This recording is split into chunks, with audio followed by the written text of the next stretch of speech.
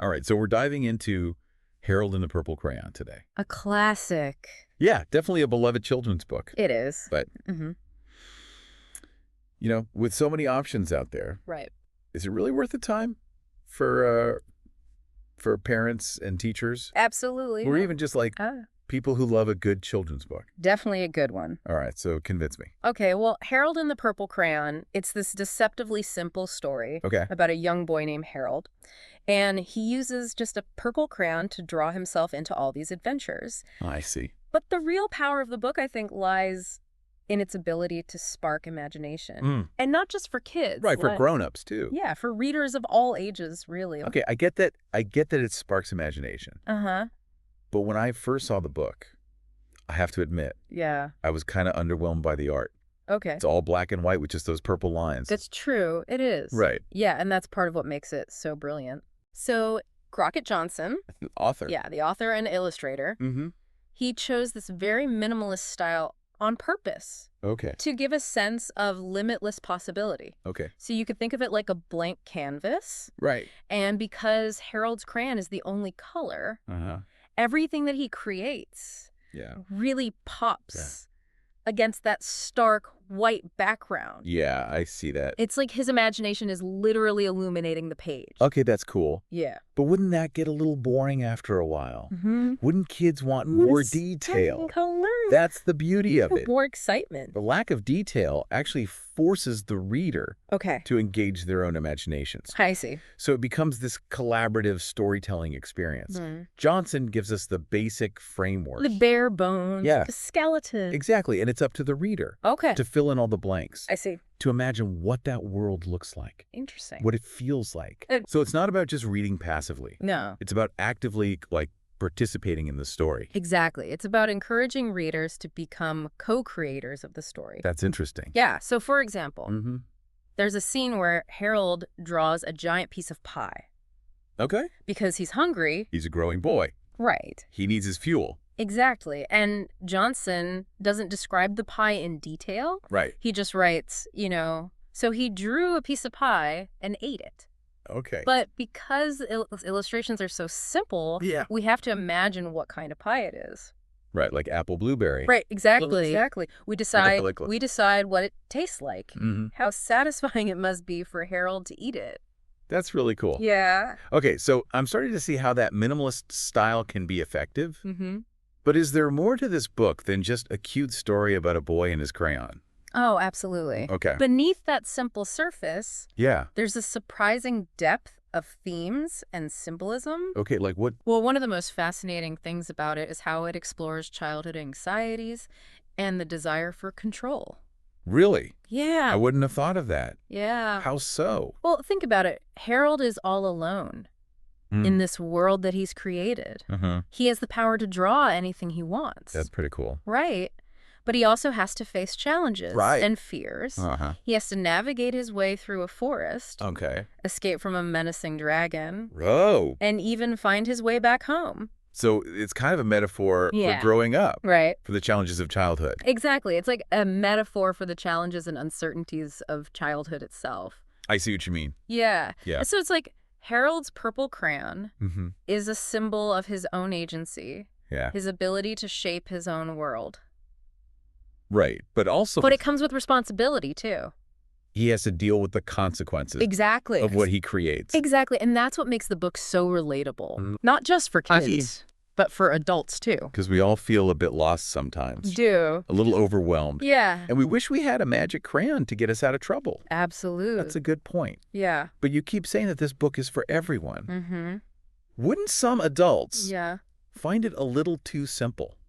It's possible. Too childish. Yeah, I think those readers are missing the point. Harold and the Purple Crayon. It's not just a children's book. Okay. It's a work of art. Right. That can be appreciated on many levels. Okay. It's simple, but it's also profound. It's whimsical, but it's also thought-provoking. So there's something here for everyone. Absolutely. Regardless of age. Yes. All right. I'm intrigued. Good. But before we dive deeper, I'm curious how Harold and the Purple Crayon stacks up against other classic children's books. that deal with imagination. Right. We were talking earlier about where the wild things are. And Stone Soup. That's a good one. How does it compare to those? Well, those are great examples. Yeah. And each book approaches the idea of imagination in its own unique way. Where the wild things are is much darker. Yeah, it's a little scary. It is. It's more psychological. Right. Really explores these kind of raw childhood emotions. Yeah. And then Stone Soup focuses on community and collaboration. Coming together. Exactly. To make something out of nothing. But Harold. Harold's all about him. It really emphasizes individual creativity. Oh. This idea that we all have the potential to shape our own reality. I like that. Yeah, it's about empowering readers to embrace their own unique vision. Okay. And to see the world as a canvas for their imagination. That's cool. Yeah. But before we get too philosophical here about a purple crayon, I have one more question about the writing style. Okay. You mentioned earlier it's deceptively simple. What did you mean by that? Well, on the surface, the language is very straightforward, almost childlike. Okay. But if you look closer, you see that Johnson's writing is very precise. He chooses each word carefully to create that sense of wonder and possibility. And the way that he weaves the text and the illustrations together, it's masterful. Can you give me an example? Sure. So take the opening lines of the book. Okay. It says, "One evening, after thinking it over for some time, Harold decided to go for a walk in the moonlight." Right. So notice how Johnson doesn't just say Harold wanted to go for a walk. Yeah. He emphasizes that Harold thought it over first. Right. He took his time. It wasn't just an impulse. Exactly. He's deliberate about it. Yeah, it adds this layer of depth to Harold as a character. Okay, I see what you mean. Yeah, it suggests that he's not just acting impulsively, but he's actually thoughtful. He's deliberate. He's a planner. Yeah. This little guy. And that sets the tone for the entire book. Wow. Harold is not just a passive observer. He's an active creator of his own world. So he's in control. He is. He's got the power. He does, and he uses his crayon to solve problems, overcome obstacles, and find his way back home. That's impressive. It is. For a little guy with just a crayon. Just a purple crayon. So the writing style is part of what makes this book special. Absolutely. The simplicity of the language combined with that precise storytelling and the way the text and illustrations come together, they create a truly unique and unforgettable reading experience. Okay, I'm officially intrigued. All right. So let's delve a little deeper now into those layers of meaning that you were talking about. Okay. What are some of the deeper themes that Crockett Johnson is exploring? Oh, one of the most prominent themes, I think, is the idea of creation itself. Okay. Harold starts with a blank page. Right. A simple tool. A crayon. Yeah, and an idea. And from there, he builds these entire worlds. That's pretty cool. Yeah, and he doesn't just draw, like, objects. Right. He draws solutions to problems. Oh. Emotions. Even abstract concepts like loneliness or fear. Wow. So it's not just about the physical act of drawing. Right. It's more about, like, the power of imagination to shape reality. Exactly. And it ties into another key theme, which is the exploration of childhood anxieties and that desire for control. Okay. So think about the scene where Harold gets lost in the forest. Oh, yeah. That he's drawn. Yeah, he's surrounded by all those trees. Yeah, these towering trees. And the path ahead is uncertain. It's kind of scary. Yeah, and it's a visual representation of how children often feel overwhelmed by the world around them. When they're little, everything seems so big. Exactly. Yeah. They're yearning for that sense of security and direction. Makes sense. And then Harold's purple crayon becomes this tool for him to navigate those anxieties. It does. To, like, create order in this chaotic world. Exactly. He draws a path to follow, a boat to escape, and even a friendly porcupine. Oh. I love that part. To keep him company. Yeah, so these are all manifestations of his desire to control his environment. Exactly, to master his environment, overcome his fears. And just feel powerful. Yeah, and assert his own agency. In a world where he often feels very small. Yeah, exactly. So the crayon is a symbol of his resourcefulness. Yeah. His resilience. But isn't there kind of a darker side to that? I mean, sometimes his creations seem a little unsettling. You're right. There's that one scene where he finds himself in a room that looks exactly like his bedroom. Right. But it's not quite right. It's all distorted. It is, the perspective is skewed. Oh, creepy. It's almost like a nightmare. Yeah. I always found that scene a little disturbing. Yeah, and it's like his attempt to recreate a familiar space has backfired, right, and it's become something kind of distorted and disturbing. Exactly, and that speaks to how complex childhood imagination can be. It does. Right? It's not always sunshine and rainbows. No, it's not. Sometimes it goes to some dark places. It does. Reflecting anxieties about, Yeah. Who am I? Yeah. What's happening? Loss of control. Yeah. Fear of the unknown. All those big things that we have to deal with. Yeah, so the seemingly simple children's book is touching on some pretty deep stuff. Yeah, some heavy psychological, philosophical ideas. Yeah, and that's the genius of Crockett Johnson's storytelling. He manages to weave these complex themes into a narrative that's still accessible and engaging for young readers. So there's something there for everyone. Exactly, while offering these deeper layers of meaning for adults. It's like there's two stories happening at the same time. Yeah. You've got the surface story about Harold and his adventures, and then this deeper story about imagination and creativity. Exactly. And the power of it, but also the potential pitfalls. Right, because it's not always easy. No, it's not. To be creative. It's not always fun. Right, and Harold's journey is kind of a metaphor for that whole process. It is. He starts with nothing. He faces obstacles. Yeah. He makes mistakes. He does. But he keeps going. He keeps drawing. He keeps creating. That's right, and that's the beauty of it. That's the beauty of creativity. It is. It's a reminder that creativity is not always easy. Right. It's not always straightforward. But it's about embracing the unknown. Okay. Trusting your instincts. Yeah. And not being afraid to experiment. Even if it means making a mess. Exactly. I like that. Yeah. Okay, I'm starting to understand why this book is so popular. I stood the test of time. Yeah. But before we wrap up, I have one more question. All right. You talked about how Harold and the Purple Crayon compares to Where the Wild Things Are in Stone Soup. Right. But how does it compare in terms of, like, literary merit? Okay. I mean, is it really considered Yeah. a masterpiece of children's literature? Absolutely. It is. It is. And there's a few reasons for that. Go ahead. First of all, its minimalist art style was groundbreaking. For its time? Yeah, for its time. It challenged the conventions of children's book illustration. You know, it proved that you don't need all those elaborate details or vibrant colors to create a captivating visual experience. So it was a stylistic innovator? Yeah. It pushed the boundaries of what a children's book could look like? It did. And secondly, the book's writing style, which we talked about. Deceptively simple. Deceptively simple, but it's also a masterclass in economy of language.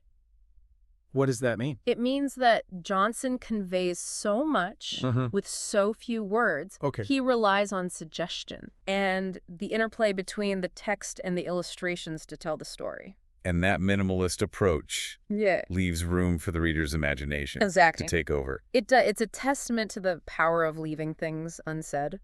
Trusting the reader to fill in the blanks. Interesting. Yeah. And then thirdly, the book's exploration of these complex themes. Like creativity, anxiety, the desire for control, that elevates it beyond just a children's story into the realm of true literary art. So it works on multiple levels. It does. It's got something for kids and for grown-ups. It does. Okay, I'm convinced. Good. But yeah, before I run out and buy a copy, are there any drawbacks? Well, is there anything about this book that might not appeal to everybody? As we've discussed, the book's simplicity might be a turnoff for some readers. Those who prefer more detailed illustrations, more complex narratives, might find it too simplistic or even boring. I could see that, especially nowadays, where we're used to like so much visual stimulation. You know, a black and white book with purple lines could seem kind of underwhelming. It's true, but I think that's a shame. Because those readers would be missing out on the unique charm and the subtle brilliance of Harold and the Purple Crayon. It's a book that requires a certain level of engagement from the reader. Right. You got to put some work in. You do. You have to be willing to slow down. Pay attention. Let your imagination take flight. So it's not just about passive entertainment. No. It's about being an active participant. It is. In the story. It's an invitation to participate in the creative process. Right, to be a co-author. Exactly. Alongside Harold. That's what makes it so rewarding. I love that. Yeah. Okay, so we've covered a lot of ground here. We have. We talked about the plot, the themes, the writing style, the art, even the potential drawbacks. Right. But now for the big question. Okay. Why should our listeners care about this little boy and his purple crayon? Well, I think Harold and the Purple Crayon is a powerful reminder that we all have the power to shape our own reality. Okay. Harold's crayon is a metaphor for our own creativity. Right, our ability to imagine and create. Exactly. It's like that saying, creativity is intelligence having fun. Absolutely. And the book encourages us to embrace that creativity. It does. To not be afraid to experiment, to make mistakes, to see where our imagination takes us. Yeah, and it reminds us that the world is full of possibilities, and we all have the power to draw our own path. So it's not just a book for kids. It's like a life lesson. It is. Disguised as this whimsical adventure. Yeah, it's about imagination, resilience. Embracing the unknown. Exactly. And it's a reminder that sometimes the simplest tools can be the most powerful. A crayon can change the world. It can. I love that. Yeah. Okay, so for anyone who's on the fence about reading this book, what would you say to them? I would say don't let the simplicity of the book fool you. Okay. Harold and the Purple Crayon is a deceptively profound story that has a lot to offer readers of all ages. All right. It's a celebration of imagination, a testament to the power of creativity, and a reminder that even the smallest of tools can be used to create something extraordinary. Beautifully said. Thank you. And on that note, we'll be right back. Okay. After a short break to wrap up our deep dive. That's good. Into Harold and the Purple Crayon. Welcome back to the deep dive.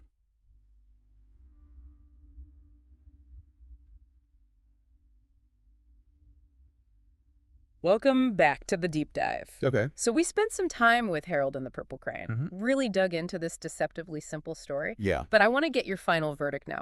Should this book be on everyone's reading list? I think it should be. You do? Yeah, it's a classic for a reason. Okay, so for parents, teachers... People who just love children's lit. Yeah. You're giving this one. A big thumbs up. A thumbs up. Absolutely. All right, and what really struck me is how the book encourages us to be active participants in the story. It's not just about passively reading. Yeah. It's about using our own imagination. To fill in those blanks. Exactly. And find our own meaning. Which makes it so engaging, I think, for children and adults. Right, because we all have that imagination. We do. And it sparks that sense of wonder and possibility. It does. You know, it reminds us that we all have the power to shape our own reality. Just like Harold.